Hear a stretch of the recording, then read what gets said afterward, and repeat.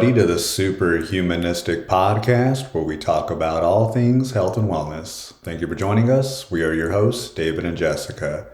Make sure you follow Superhumanistic on all socials. Make sure you hit that follow button on this podcast so you never miss another episode. And share this podcast with someone that you love that could use more health and wellness tips in their life to help this podcast grow. So, last week we talked about all the different noises, such as white noise, pink noise, brown noise, all the various noise, violet. So a lot of information there regarding the breakdown of what those noises mean, how they can benefit you, such as helping with your sleep, reduce stress, and improve your focus and concentration. So if you want to learn more about the different noises you can incorporate into your life to use as a health and wellness tool, go back and listen to last week's episode. This week, we are going to be diving into all inflammation information. So basically, we're going to talk about what is inflammation, what type of health issues will you experience if inflammation gets out of control, and then we'll get into some foods that you can incorporate into your lifestyle that will help reduce inflammation and keep you healthy long term. So let's first talk about inflammation and what is chronic inflammation. This has been known to lead to various diseases. Those can include heart disease, diabetes, and even cancer. So you definitely want to start to incorporating anti-inflammatory foods into your diet so you can help lower your risk of these conditions.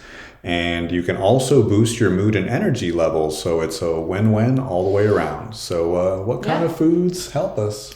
So you want to find foods that are high in omega-3 fatty acids. So that's healthier, those healthier fats. So think of fatty fish like salmon, tuna, sardines, mackerel. So the fattier fish are really high in omega-3. Nuts like walnuts and chia seeds have a higher omega-3 content, and then flax seeds also. And then foods that have those antioxidants in it. So fruits, think of different berries and the citrus fruits. So like grapefruit, lemons, limes, oranges. Vegetables have high antioxidant counts or are high in antioxidants. Usually the darker green, so spinach, kale, and then whole grains are high in antioxidants as well.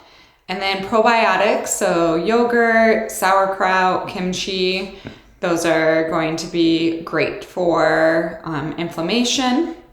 And then spices like turmeric. Did I get it right? Sure, I think so. Ginger. Word is always hard to say. So ginger, turmeric, olive oil, beans, dark chocolate, and tomatoes are also really good for inflammation. Tomatoes especially have, I forget the name of it now, but there is a content in it that does help to lower inflammation. Maybe lycopene? Yes, that thing. There you go. I think that's it. Starts with an L, so probably that.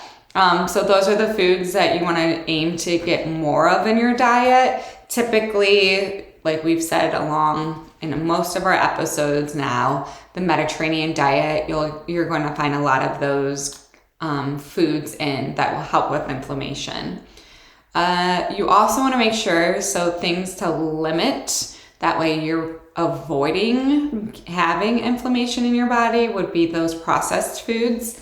So staying away from processed foods, sugary drinks, and those unhealthy fats. You want to choose more lean proteins as well.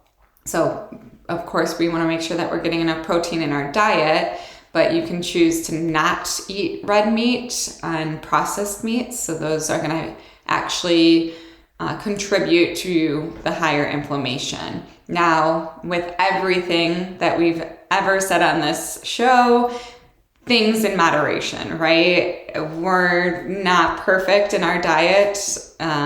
We aim to get everything that we need for our bodies and being healthy with our bodies, but there are times throughout the month or throughout the year that we will splurge and have something that is a little less healthy, right? Doesn't mean we're doing it on a weekly, sometimes not even monthly basis. So the red meat, for instance, my husband does enjoy having a hamburger or a steak from time to time. Yes, I do. I don't eat red meat. That was something that I've made my mind up a long time ago. But I do splurge on ice cream from time to time, or an unhealthy cake or chocolate. So I'm more of the sweets person.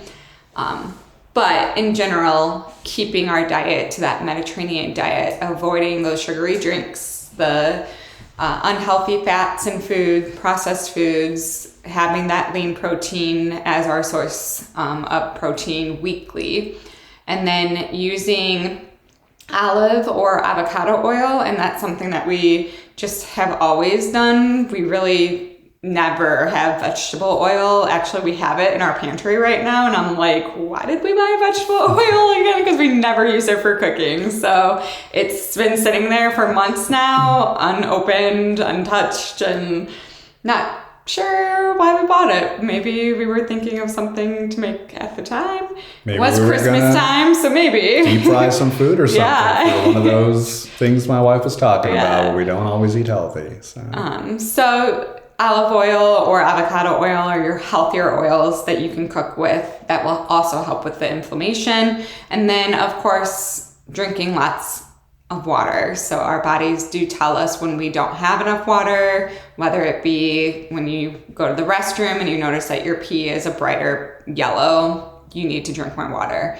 You maybe have drier lips, so your body's telling you you need more water. So making sure that you are drinking a lot of water also will help to move those foods through your body so that your inflammation can get back under control, if you have it. All right, a lot of great information there on the type of foods that you can start incorporating into your diet to reduce inflammation. I know we've talked about this in the past. A great way to do it is through a smoothie, and that allows you to get a lot of these nutrients, seeds, green leafy vegetables, fruits, and all those things, and you put it into one smoothie, and in one fell swoop there you have antioxidant, anti-inflammation packed drink and meal there essentially, which can be a lunch replacement or something like that as well. So that's a great way to incorporate it into your diet. And I know we're talking mostly about foods here, but when it comes to anti-inflammation, also go back and listen to our episode about taking a cold shower or doing a cold plunge, which is also another way to reduce inflammation in the body for those that are struggling with that right now. That could really help you out. I hope this episode has inspired you to make some healthy changes to your diet and your lifestyle, because it's so important to make sure that you're incorporating these tips into your health and wellness routine. So make sure that you follow Superhumanistic on all socials. Hit that follow button on this podcast so you never miss another episode, and share this podcast with someone that you love that could use more health and wellness tips in their life. Remember, guys, it's really small steps that lead to the big results, and every positive choice that you make brings you closer to being more superhumanistic. We'll see you next time. Bye.